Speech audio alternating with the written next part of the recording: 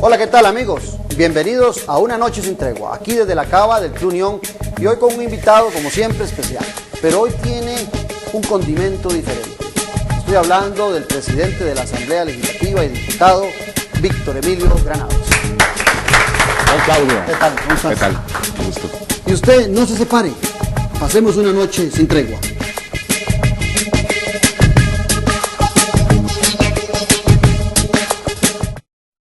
Para revivir el verdadero Liberación Nacional, debemos enterrar la vieja política de escoger a dedo a alcaldes y diputados. Revivamos al verdadero Partido Liberación Nacional. Entes nacionales e internacionales nos certifican y acreditan la calidad de nuestros equipos y la capacidad de nuestro personal para garantizarle a usted una mejor revisión de su vehículo. Pero, ¿qué significan realmente estos logros? Significa que más personas pudieron conocer su país. Más gente protegió a los seres que ama. Más personas llenaron sus mesas con colores de vida. Trabajamos para convertir cifras en realidades. Riteve, comprometidos con la vida.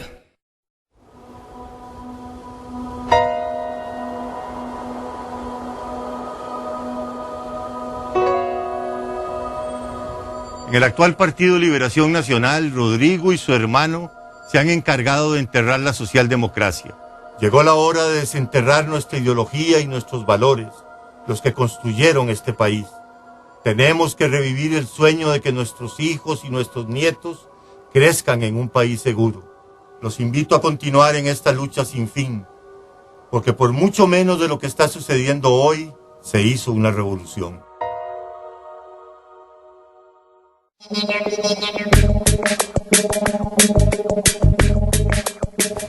Bueno, don Víctor, un placer que haya aceptado la invitación de Noche Sin Tregua. Gracias Claudio, muchísimas gracias, de verdad un placer estar aquí compartiendo con vos y felicitarte por este buen proyecto que estás sacando adelante de comunicación y de educación, porque a través de estos programas yo creo que podemos contribuir en algo a formar a la gente. Acabas de decir algo que es clave, que yo creo, por malformación seguro, como politólogo, yo creo que la educación política es básica. Siento que estamos en un momento muy difícil, en donde hay un menosprecio a la política, y de una u otra forma tenemos que levantar en una democracia el valor otra vez de la política. Yo sigo con mi tesis de que la política es la madre de la democracia. Fundamental. La última vez, creo que es oportuno, por si pifio en algún momento y se me va el don, que se lo merece, entonces la palabra Víctor Emilio. La última vez que tuvimos oportunidad de vernos, Emilio era apenas diputado, iniciaba su gestión en la Asamblea Legislativa. Yo no me engaño, creo que tampoco vos te engañás. En ese momento yo no me imaginaba que alguien de un partido pequeño pudiera llegar a ser presidente de la Asamblea Legislativa. Todavía la conceptualización del marco en que se dio la elección de Juan Carlos Mendoza en el PAC era un poquito más válida porque el partido tenía más representación. En el caso tuyo no nos lo imaginábamos. ¿Cómo se ha sentido don Víctor Emilio en ese puesto de tanta responsabilidad y de tanta significación en lo que yo llamo, con todo y la pérdida de respeto que tiene la Asamblea Legislativa, desde mi perspectiva, es el corazón de la democracia? Así es. Bueno, vamos por partes. Decía mi abuela, quíteme el don y me da la plata. Así que yo no he quitado los pies de la tierra, y creo que ahí lo podrán suscribir muchos compañeros o compañeras. Llevo el cargo con dignidad y con honor, pero no quito los pies de la tierra, y eso es muy importante, creo yo, y me ha ayudado mucho en estos primeros meses de gestión. Sí, yo pienso que en ese momento nadie hubiera tenido la posibilidad, ni los analistas políticos, ni politólogos, ni por más expertos que fueran, de haber visualizado a Víctor Emilio Granados como presidente de la Asamblea Legislativa, no por capacidad, no por cualidades, sino porque el mapeo político de ese momento, inclusive la distribución que había hecho la alianza, era prácticamente para que Víctor Emilio y sus compañeros no tuvieran ninguna posibilidad de presidir la Asamblea Legislativa. Sí, la verdad es que ningún politólogo, ni los más avesados como usted, ni yo mismo lo imaginé. Pero a fin de cuentas, creo yo que el tiempo nos ha dado la razón con todo lo que se dijo en los días de mayo. No había alianza parlamentaria. Y eso no lo advertimos días antes, lo veníamos diciendo desde enero de este año. Decíamos que para llegar a acuerdos era dificilísimo dentro de la alianza poder tomarlos. Decíamos que era más fácil a la hora de oponernos a cosas que a la hora de construir cosas. ¿Y por qué digo que el tiempo nos ha dado la razón? Porque inmediatamente después de que el PACE anuncia este pacto que realiza con la fracción del Partido de Liberación Nacional, ya se evidenciaron los problemas de las otras fracciones, ya se evidenció que la misma Unidad Social Cristiana realizó su propio pacto también con la fracción oficialista, se evidenció que había un sector del Partido de Acción Ciudadana que no quería seguir dentro de la alianza parlamentaria, se evidenciaron las fricciones que hasta entonces eran ocultas dentro de la alianza parlamentaria, lo cual de por sí resultaba muy frustrante, creo yo, para todas y para todos los que estábamos ahí, para los 31 diputados, esa dificultad para llegar a acuerdos. O sea, cuando ustedes se sentaban, los jefes de fracción de los partidos de la alianza, yo, por ejemplo, desde afuera, no me imaginaba a el jefe de fracción de Libertario sentado discutiendo con Villalta, pudiendo tener puntos de encuentro, no porque no los haya, no porque no se puedan dar, sino porque las posiciones de ellos son bastante radicales. Claro, Claudio. Y muy fácil, existían puntos de encuentro en materia de oposición, en materia de decir, bueno, formemos una comisión X, investiguemos determinado asunto, opongámonos a tal proyecto, pero a la hora de edificar, a la hora de decir, queremos proponer, vamos a apoyar, a esa hora, bastante difícil, no se lograban acuerdos. Y en eso nos dio el tiempo la razón, porque también insistíamos mucho todos en que... unos defensores, yo recuerdo, ¿cómo de no? la alianza, eras ¿Cómo no? fulminante, que eso no se acababa. Sí, y yo digo, yo fui de los primeros ilusionados, ¿verdad? Porque la alianza generó mucha ilusión, tanto dentro de la Asamblea Legislativa como fuera de ella. Sí, yo recuerdo pero una poco a poco foto del periódico La Nación, a mí se me quedan algunas imágenes, en la rotonda esa que se las tomaron como desde las gradas arriba, desde el balcón, y todos unidos, parecía que eran todos del mismo partido. ¿Cómo no? ¿Y qué pasó? Bueno, pasó encontrarnos con esa realidad, es decir, la alianza no pudo generar nunca un proyecto político dentro de la Asamblea Legislativa y tampoco lo pudo generar fuera de la Asamblea Legislativa. Incluso a estas alturas ya sabemos que es una realidad de momento. Los partidos de la alianza pues anuncian que van a ir cada quien por aparte. La segunda cosa en la que yo creo que el tiempo nos dio la razón y que nosotros anunciamos antes del 1 de mayo es que lo mejor para el país y lo mejor para la Asamblea y para todos los grupos políticos pues era que un partido político con el perfil que tiene mi partido, ¿no? Que es un perfil bajo, es un partido pequeño, es un partido que muchos asocian únicamente con aspectos temáticos muy específicos y demás, tuviese la dirección del primer poder de la República para favorecer con ello la toma de acuerdos. ¿Con base en qué? Y sin pretender ser muy jactancioso en ello, con base en el hecho de que nosotros a lo largo de estos 2 años demostrábamos, Claudio, que somos un centro natural, pero un perfecto centro natural, casi como es el costarricense. O sea, ya los costarricenses no están, a mi juicio, tan atados a dogmas ideológicos o partidistas, pero en lo que a lo ideológico se refiere, mi fracción, la fracción política del PACE, en una sola sesión podía votar asuntos con la derecha del Congreso e inmediatamente pasar a votar asuntos con la izquierda del Congreso.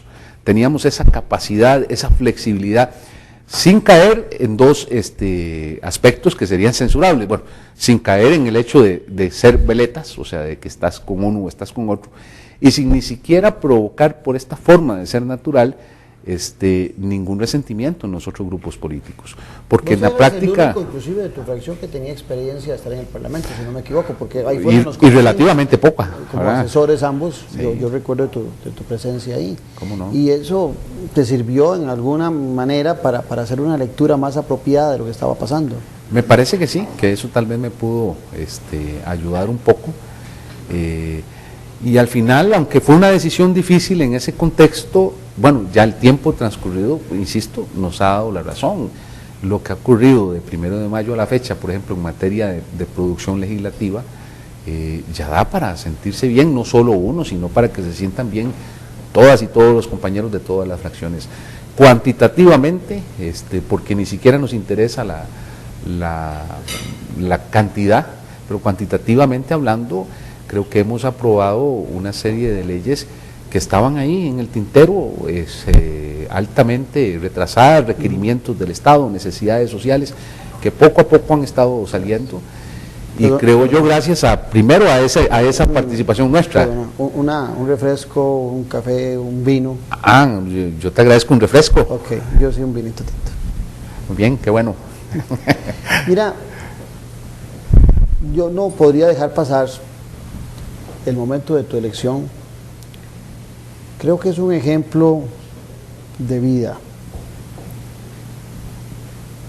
lo que le sucede a Víctor Emilio Granados para llegar a ser presidente de la Asamblea Legislativa. Y digo que es un ejemplo de vida porque pareciera que los costarricenses pensamos que nuestras vidas están marcadas solo por momentos de éxito o solo por momentos de tranquilidad. La vida por sí sola es un huracán. Vos viviste un huracán en tu elección. Yo recuerdo que los que te atacaban antes de ser presidente de la Asamblea Legislativa eran los que te defendían. Qué sé yo, el diputado Villanueva, que vos habías atacado tanto por aquel famoso golpe de Estado que decían ustedes que había dado el 1 de mayo, ahora estaba con Víctor. Y Villalta, Mendoza, que parecía que estaban totalmente comprometidos, sacaron todos los puñales habidos y por haber en esa elección. Al costarricense le cuesta comprender a veces cómo en política de repente podemos ser tan hermanos y después tan mezquinos. Ese fue un momento muy duro. Y yo guardé una frase porque creo que a mí me impactó esta frase. Me acerco más al hombre que procuro ser y me alejo de aquel que pudo haber sido. Me parece que esa frase es extraordinariamente potente en cuanto a ese discurso, a esa ponencia, cuando se te viene el mundo encima, porque desgraciadamente, cuando uno da un paso a la vida pública, su vida se hace pública. Hay ciudadanos, y muchos estarán viendo el programa hoy, que en su hoja de vida también tienen errores, pero no están en la vida pública y no son evidenciados. En el caso de Víctor Emilio era un momento duro, porque tomar esa decisión era evidenciar un momento de un error joven, como planteaste vos, de un error donde uno se puede levantar y volver a caminar. Y los grupos de izquierda, durísimos, yo recuerdo, pero lo que más me sorprende es que esos mismos grupos de izquierda defienden a Dilma Rousseff, o defienden al presidente de Uruguay, ¿verdad? Y ambos tuvieron que pasar en algún momento por la cárcel, asesinando inclusive por guerras. El caso tuyo fue diferente, pero fue planteado en una forma que demuestra también la falta de perdón, la falta de entender las circunstancias de que un ser humano se puede equivocar. A mí me impactó, y lo digo con toda sinceridad, unas imágenes de Víctor Emilio con su esposa y con sus hijos. Y hasta el momento vos saliste del escenario en esa elección, que creo que era un momento difícil. tal vez de los momentos más difíciles, más insospechados que me ha tocado vivir, un poco por lo que usted dice con una excelente descripción de ese día, de ese 1 de mayo, y tal vez de los días previos. Salud. Salud. Muchísimas gracias.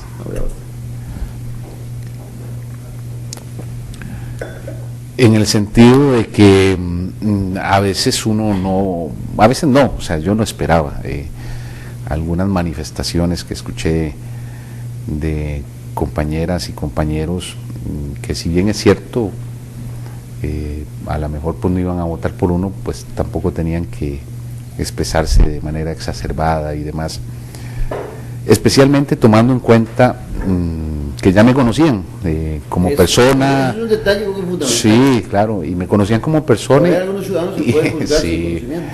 Y me conocían con mis errores, además, los muy grandes o los no tan grandes. Y cuando digo con mis errores, quiero decir que en su momento, con el apoyo de la alianza, cuando existía institucionalmente hablando, o cuando no existía, un año antes incluso, me tocó presidir la Comisión de Concesiones, y mi pasado no era un hecho oculto. O con el mismo apoyo de la alianza me tocó presidir la comisión que investigaba a los partidos políticos. Bueno, y Víctor Emilio, cuando tomó la decisión de ser candidato a diputado, sabía el riesgo que estaba corriendo. Sí, sin embargo, como te digo, jamás esperé una circunstancia tan dura en donde fuera como muy evidente la falta de perdón, o si se estuviera disputando yo no sé qué, de modo tal de que uno escuchara opiniones, a mi juicio, exacerbadas, en donde no se reconoce en mi persona y en cualquier otra persona que esté en mis circunstancias el derecho a eso, a acercarse al hombre que siempre quise ser, dejando atrás el que se pudo haber sido. Yo creo que hay muchos costarricenses en situaciones similares, ni siquiera por temas que tengan que ver con privación de libertad, o muchísimo menos, sino con otros temas, drogadicción, alcoholismo, el juego, o sea, yo creo que el ser humano siempre está en una constante lucha personal, individual, intrínseca, entre lo que quiere ser y lo que es. Yo tengo una tesis sobre el caso tuyo, que es que la coyuntura de tu elección se dio en una coyuntura donde hay un menosprecio hacia la política y sobre los políticos. Y entonces, en algunos casos, alguna gente quiso referenciar a Víctor Emilio como ese reflejo de lo que estaba pasando en la política. Sin embargo, casualmente en estos días, le decía yo a mi madre que, porque estábamos hablando de cuando yo estaba chico, y yo recuerdo, y seguramente muchos recordarán, que había un señor que se llamaba el lechero, o le decíamos el lechero, que se dejaban 2 botellitas, o se dejaba una tinita y cargaba la leche, y el panadero también pasaba y echaba 2 bollitos de pan, o 4, los que vos quisieras, en una bolsa. Ambos se iban y cobraban por semana. Hoy nosotros no podríamos dejar esa leche ni esos 2 bollos de pan, porque rápido pasa a alguien que se los va a llevar. Y el lechero y el panadero no tendrían la confianza tampoco de darle a esas personas una semana para que paguen eso, porque también les daría miedo que no le paguen. ¿Por qué hago esta referencia?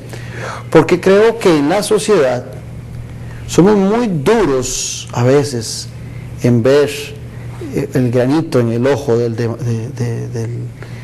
semejante, y no nos damos cuenta que el deterioro social viene en campos mucho mayores, y que más bien el reflejo de lo que uno debería ver es de aquellas personas que se superan y tienen la posibilidad de demostrar que un error se puede resarcir en la práctica y se puede demostrar cualidades.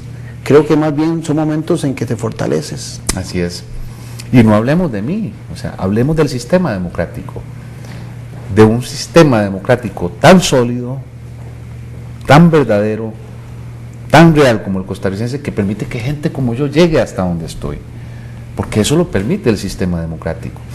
El PASE es una oficinita en Atillo, ciertamente ya estamos pensando en tercer PASE, yo ¿verdad? soy fundador del PASE y yo siempre cuento una historia muy simpática porque yo era asistente de un abogado, todavía estaba terminando mis estudios y yo tenía en mi escritorio un pedacito de fax y ese pedacito de fax era la oficina del PASE, ahí se sentaba Oscar López a hacer llamadas, a recibir fax o lo que fuera. Es un pedacito en Atillo nada más. Y el sistema democrático permitió que lleguemos hasta donde estamos.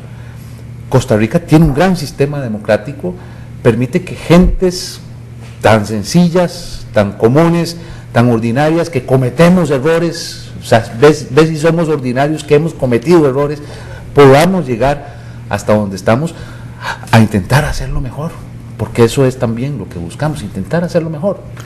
A equivocarnos, a la mejor equivocarnos, ¿por qué no? A tomar decisiones cerradas, a la mejor tomamos decisiones cerradas, o ayudar, bueno, a la mejor estamos llegando a ayudar, pero eso permite el sistema democrático y ciertamente pues eso no se visualizó en el contexto en el que usted dice que estamos pasando en Costa Rica, en donde sí hay toda una cultura de delegitimación de las instituciones democráticas, de delegitimación del sistema electoral, lo que para mí es sumamente grave, de delegitimar a quienes están transitoriamente ocupando posiciones en la toma de decisiones en los tres poderes públicos, lo cual para mí responde también pues a una intención, creo yo, pues tal vez no del todo manipulada por alguien, pero sí que debe haber sectores interesados en hacernos creer que nuestro sistema democrático no sirve, lo cual es absolutamente falso. Y yo soy una de las evidencias de que el sistema vale la pena y de que pueden haber muchas y muchos costarricenses en este momento a lo mejor a punto de llegar en el 2014, ojalá y espero muchísimo mejores que uno, ¿verdad?, a seguir intentando hacer las cosas que hay que hacer por el país. Pero, en fin, ese contexto que fue muy duro, yo creo que quedó atrás, ¿verdad? Y que el tiempo nos ha dado la razón. Ahí estamos legislando, ahí estamos logrando acuerdos, estamos también aplicando nuestra visión de los problemas del país. Mi visión es la más simplista de todas. O sea, aquí hay un problema de diálogo. Totalmente. No sabemos dialogar, no sabemos comunicarnos, no sabemos llegar a acuerdos. Y yo en lo que intervengo es como en el buen partido de fútbol, el árbitro, que ni cuenta nos damos que hay un árbitro pitando.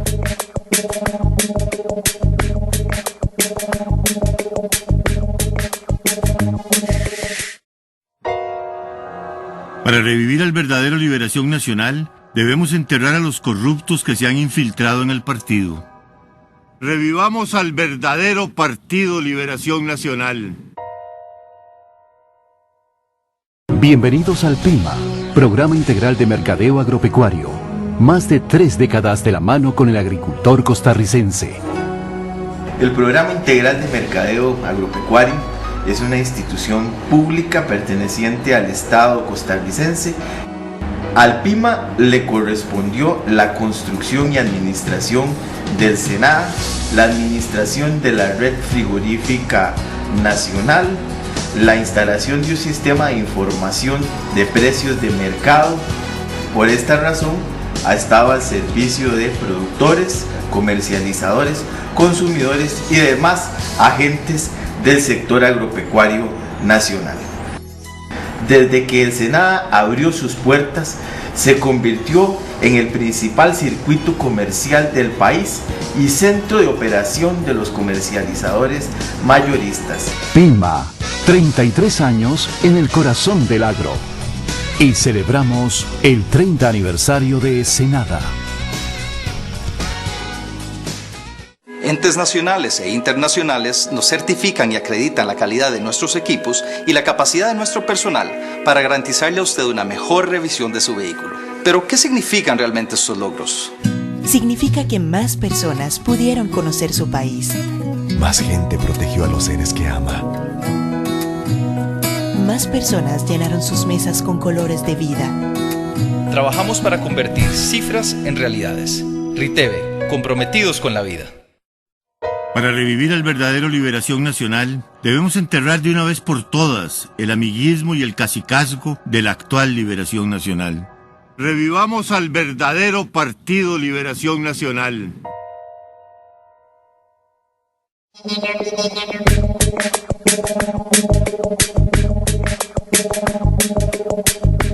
eres de los más duros con la presidenta actual. Usaste una frase cuando salís electo que a mí me recordaba, gracias Víctor, me recordaba a mí mucho cuando arrancó el movimiento libertario en un pacto similar, cuando vos decías, es un pacto por la gobernabilidad. Yo soy muy crítico con ese tema de la gobernabilidad, porque a veces siento que a nuestros políticos lo que les hace falta es habilidad para gobernar, y echan en ese saco, como el saco del sastre, ¿verdad? Que todos los retazos que me sobran van ahí. Es muy fácil decir que todo es ingobernabilidad. Es efectivamente tan difícil poner a 57 personas de acuerdo. ¿Es realmente difícil o es que no hay compromiso de los que llegan a la Asamblea Legislativa sobre las verdaderas importancias, cosas importantes del país? Yo siento que los políticos están más concentrados en los temas que ellos creen importantes que en esos temas que la sociedad cree que son importantes. Hace unos días, en un periódico nacional salió referencia a lo que a mí me llamó mucho la atención, que decía que las relaciones sociales amplían el cerebro de las personas, que a más relaciones sociales amplían el cerebro. Entonces yo entre broma y serio decía que a muchos políticos nuestros, le decía a los estudiantes un día en la universidad, lo que les pasa es que se les ha achicado porque no tienen relaciones sociales con la ciudadanía, porque viven enfocados en los temas que ellos creen que son trascendentales y son importantes, y están totalmente alejados, por falta de esa relación social, de los temas que el ciudadano está reclamando. Entonces en la Asamblea Legislativa, con tu vivencia de ser humano, de estratos humildes, que conociste las necesidades, la necesidad de esforzarse, de trabajar, se le olvida a muchos de esos diputados, a esa gente que transita a diario con tantas preocupaciones. Yo diría que no. Y yo parto de una premisa que probablemente a muchos les sorprenderá, pero yo parto de la buena fe de los 57 diputados y diputadas. Yo, automáticamente, muy al contrario de lo que puede suceder, digamos, con el sospechómetro nacional, ¿verdad? Todos sospechamos de todos y todos sospechamos de que hay segundas agendas y terceras intenciones. Yo parto de la buena fe. Cuando digo parto de la buena fe es que si hay compañeros o compañeras que están opuestos a algo, bueno, yo digo, tengo que escucharlos y tengo que creer en su buena fe de que lo que quieren es construir, edificar, mejorar. Después de partir de esa buena fe, lo que creo es que hay un gran problema de comunicación. El reglamento legislativo no permite, como en el pasado, usted y yo, Claudio, hemos leído actas,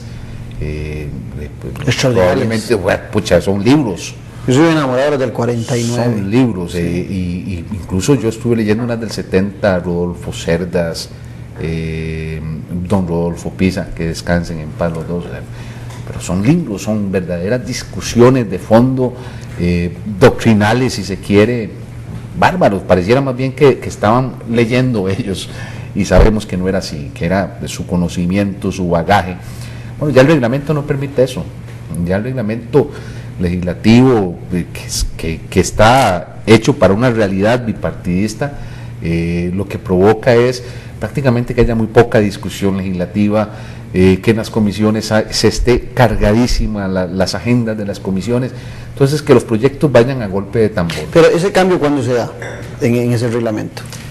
El reglamento no es lo que cambia es la realidad política. Cambia, digamos, esa realidad de dos grandes bloques políticos, de dos partidos políticos con grandes representaciones legislativas, por una realidad de 8 fracciones, por ejemplo, para ubicarnos en el contexto actual, y además de fracciones políticas que ya no tienen la disciplina, digámoslo así, que tenían en el pasado estos dos grandes bloques, porque hay divisiones dentro de las fracciones. Sí, pregunto porque con el mismo reglamento esos grandes hombres gobernaron, ¿sí?, y hicieron transformaciones. Pero era para una realidad diversa. Entonces no es problema de material humano. No creo yo. No lo estás diciendo como presidente de la Asamblea, no tener problemas con los 56 compañeros. No, porque además lo he palpado. Y en el tanto podamos escucharnos mutuamente, y casi que yo digo ya ni siquiera en el espacio parlamentario, por eso estamos insistiendo mucho en mesas de diálogo, en el tanto podamos entender qué es lo que quiere mejorar el compañero o compañera que adversa un proyecto, podemos lograr acuerdos.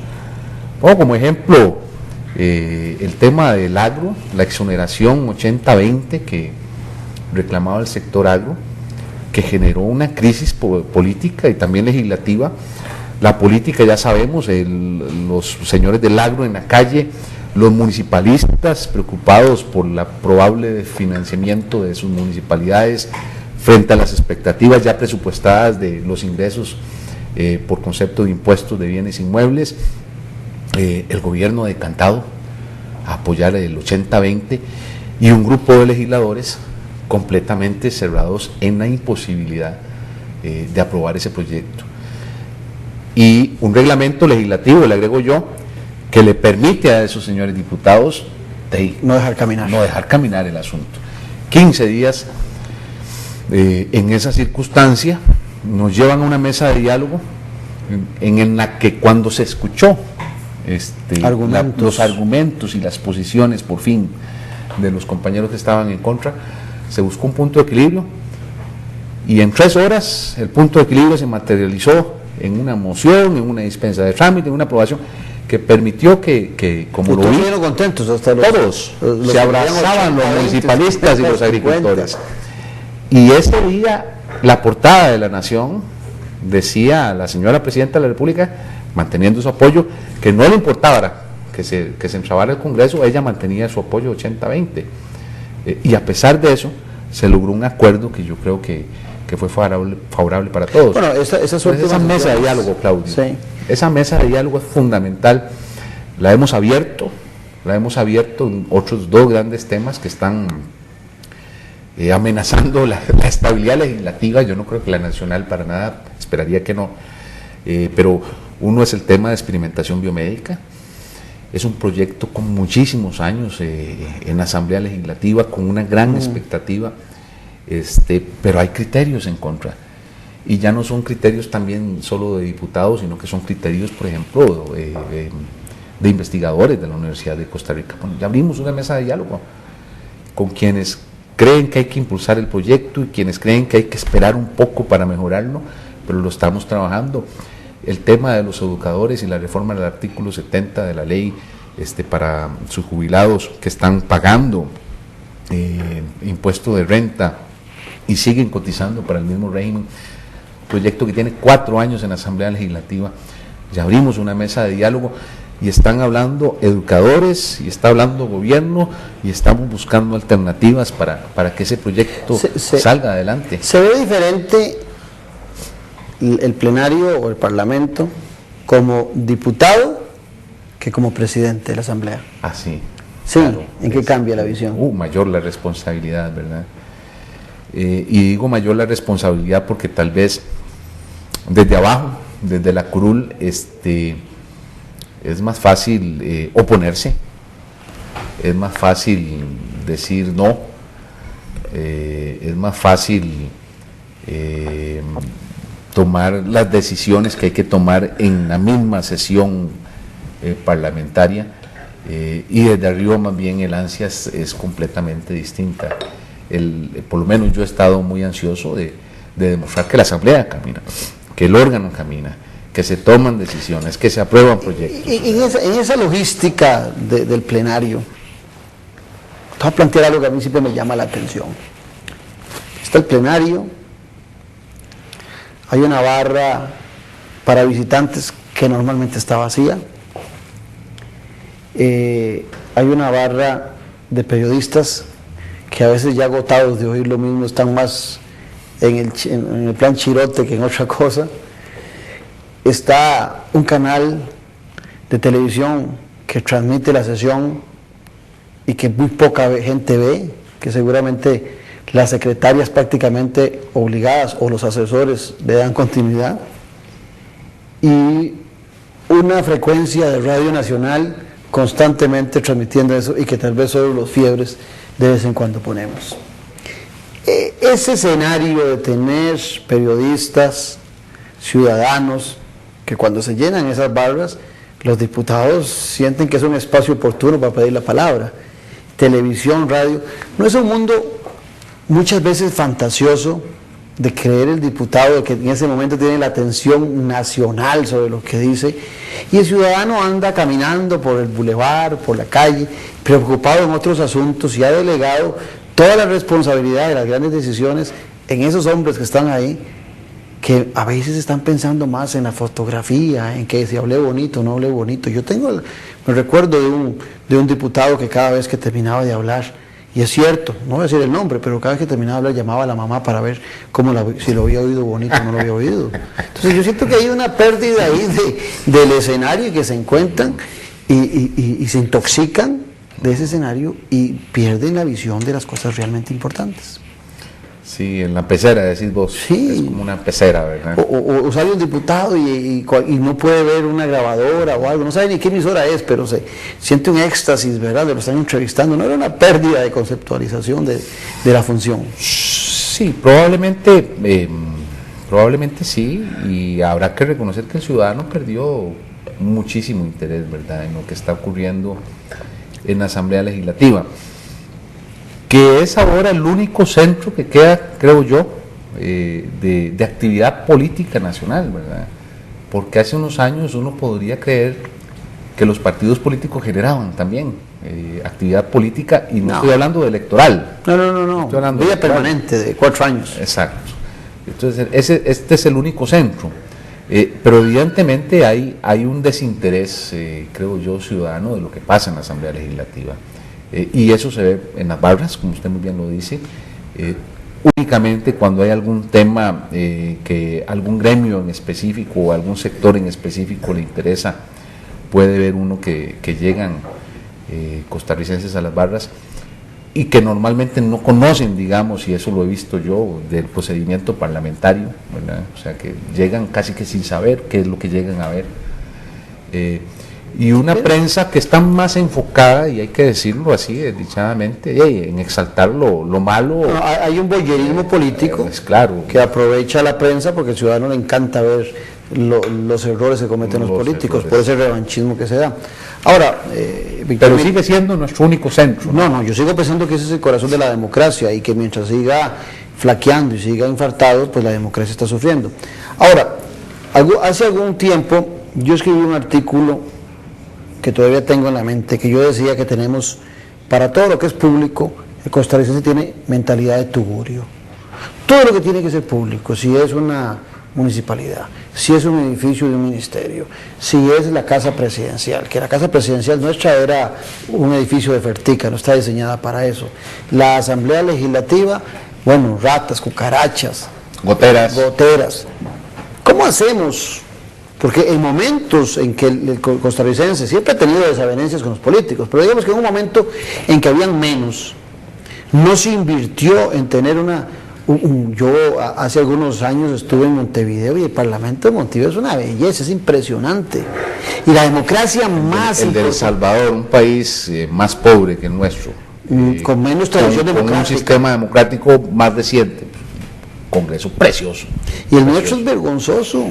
Desde luego que es vergonzoso. Recibir a un legislador o a un mandatario de otra nación y llevarlo a la oficina de un diputado. Voy a revelar esto, que nos llama el presidente del Senado de España, que quiere venir a Costa Rica y que quiere hacer un recorrido por los edificios legislativos.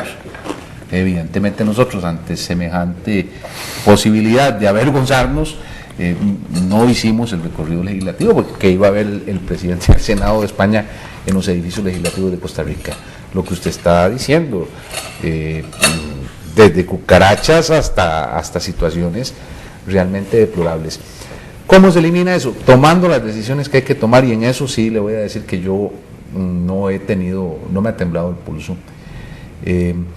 Ya dimos un paso como directorio legislativo en el nivel administrativo de la Asamblea Legislativa, ya dimos un gran paso para que haya un edificio legislativo como lo merece nuestros diputados, porque ni siquiera nosotros lo vamos a usar, como lo merece el sistema democrático costarricense.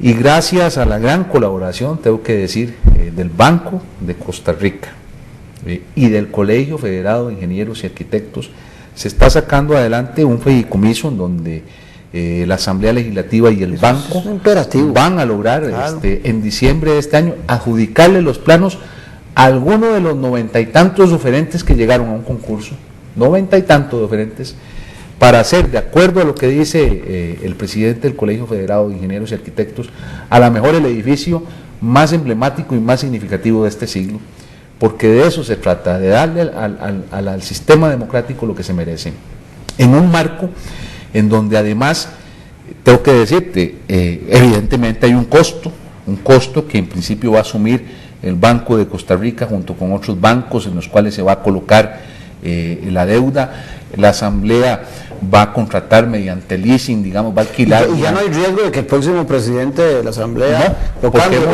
es que Víctor espera reelegirse. Vamos a ver cómo nos va con la reelección, pero de todas formas la adjudicación de los planos supone que si existe la más mínima posibilidad de que cualquier otro presidente eche para atrás, ya asume responsabilidades por algo que es una realidad contractual con el banco, con quien se adjudique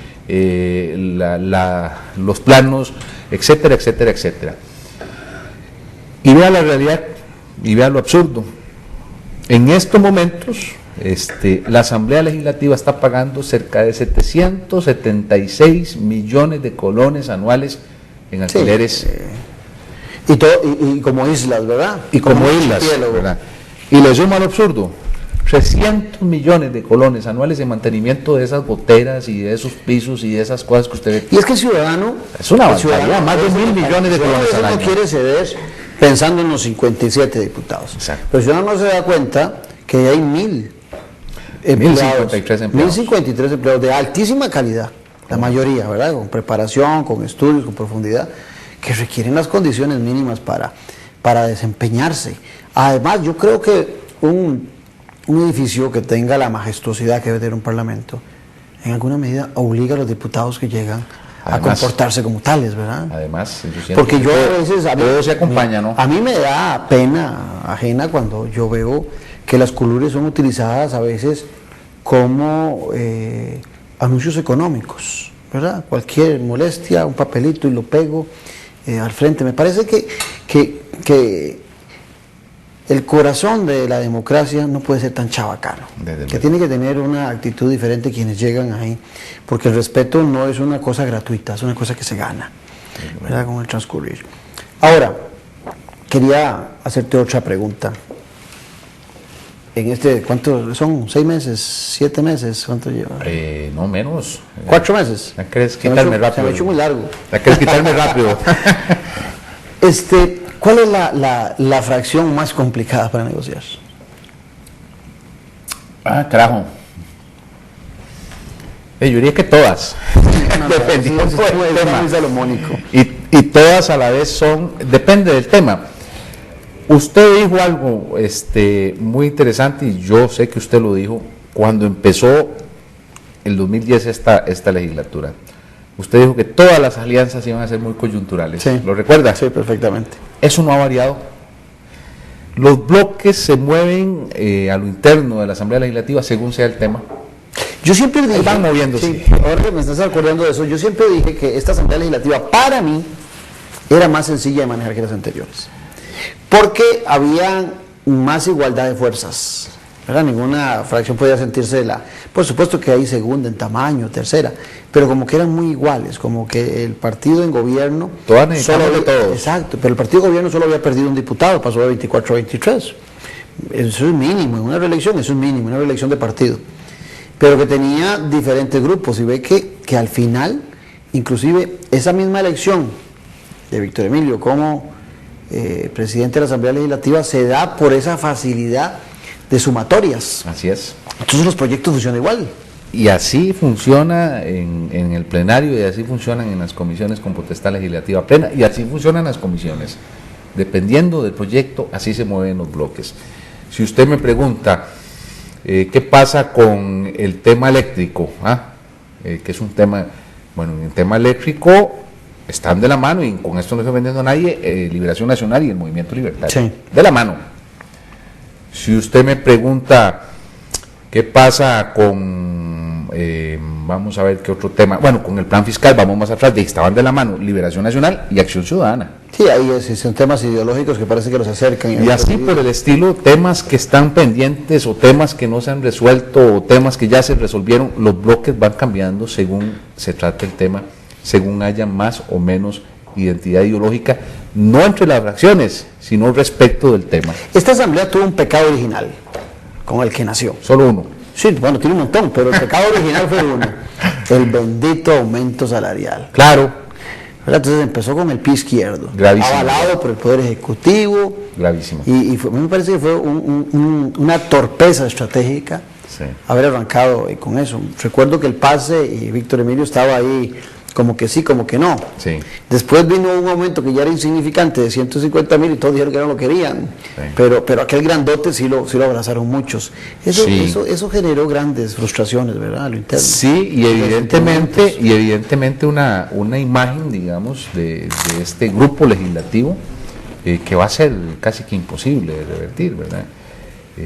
Por lo que significaba el aumentazo y el contexto. Y tengo que decir yo, en un ambiente en donde por lo menos, ahí sí puedo decirme a culpa, había inmadurez política, ¿no? En un ambiente en donde además se estaban vendiendo cosas que realmente no eran del todo ciertas, ¿verdad? Que no se podían manejar, y que hizo que al final se incurriera en el error de votarlo, incluso creo yo, en primer debate, el famoso aumentazo, que gracias a Dios quedó atrás, pero que de todas formas, dentro de ese gran contexto del que venimos hablando de legitimación, no debe ser, digamos, pretexto para atacar otras cosas que son propias del Poder Legislativo. ¿Qué quiero decir con esto? Un día de estos estaban hablando del tema de los viajes de los diputados. Nosotros como directorio legislativo acordamos que los diputados viajen a los foros en los que tenemos representación. Pero es una majadería, en ese tema claro, es una majadería, ¿verdad? Es buscar siempre, todos los años, el mismo temita, eso ya son noticias cliché. ¿Sabe cuánto representan el presupuesto legislativo? Yo leí en estos días que vos hablabas de que era 1 punto algo. 0,265, ni un 0,1%. Sí, significante, de eso se hace un tema grande. Y los diputados que viajan a foros en los que nosotros además pagamos membresía. O sea, si hablamos del foro del presidente legislativo, el Parlamento Latinoamericano, la Unión Interparlamentaria, nosotros pagamos membresía, año con año le pagamos a esos órganos, porque formamos parte de esos órganos, porque adquirimos ese compromiso y porque además producen por lo general resoluciones de carácter vinculante, dependiendo del área donde estemos. Producen legislación que hay que homologar. En materia de seguridad se ha hecho un trabajo extraordinario, por ejemplo, con el Parlamento Latinoamericano, en materia de alimentación de niños en edad escolar. O sea, hay producción legislativa en la que ya es el colmo que Costa Rica está ausente, ¿verdad? Con esto quiero decir eso, o sea, que ni tan extremos como el famoso aumentazo, que es ese pecado original que vos señalás, ni tan extremos como para que no tengamos representaciones en donde debemos de tenerlas. Es un equilibrio, creo yo, que tiene que devolverle de alguna manera, y espero yo que en corto plazo, el respeto a lo que es el primer poder de la República en Costa Rica. Víctor Emilio Granados llega y tiene que hablar con el Poder Ejecutivo. Coge el teléfono. ¿Cuál es su vocero directo? Carlos Ricardo Benavides, con gobierno, sí. Pocas veces hay una relación directa con la Presidente. Las veces que tenemos eventos protocolarios y me corresponde estar con ella a la par, aprovecho para darle comerciales o preguntarle cositas y todo, pero normalmente mi relación con el Ejecutivo es con Carlos Ricardo, más que con Carlos Ricardo, digamos, propiamente ahí en la Asamblea Legislativa, con Fabio Molina. Con Fabio Molina. Sí. Ahora, en ese marco de las negociaciones que le corresponde al presidente de la Asamblea Legislativa, ya no existe el marco que fue que se nos quedó hablarlo antes. Ya no tenés el espacio de ser tan crítico con el Poder Ejecutivo. Ya uno ve a Víctor Emilio más recatado, tal vez por aquella frase de la gobernabilidad, ¿verdad? pero siguen habiendo diferencias fundamentales. Pero también encontramos que el PACE hizo mesa gallega. Ya se llevó la vicepresidencia, se llevó la secretaría, quedó con jefe de fracción.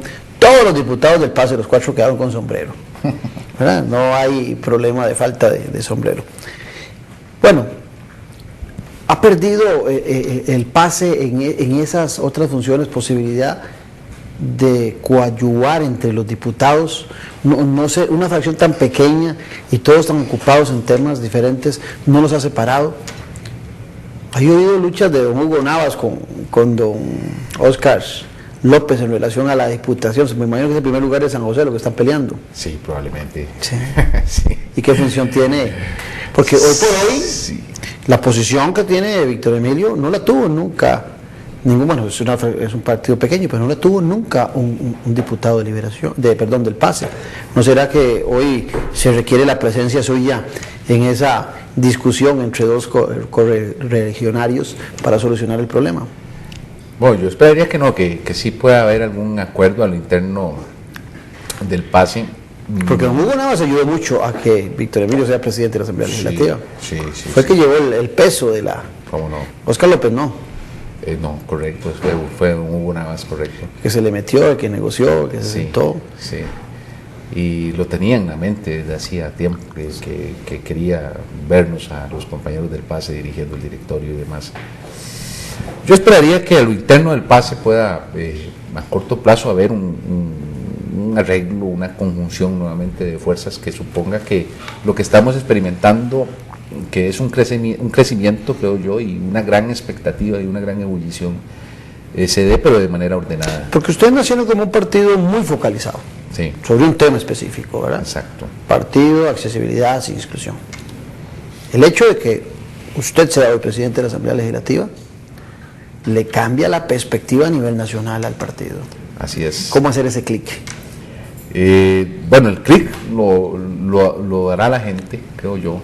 La gente, espero yo, el costarricense sienta que logramos nuestro cometido, porque en parte, ¿cuál es el cometido que perseguíamos con todo esto? Bueno, que el costarricense perciba que en nuestro partido también, a pesar de estar enfocado en temas muy específicos, en ejes temáticos muy específicos, también existe interés, voluntad y capacidad de meternos en temas nacionales y de tratar de resolverlos.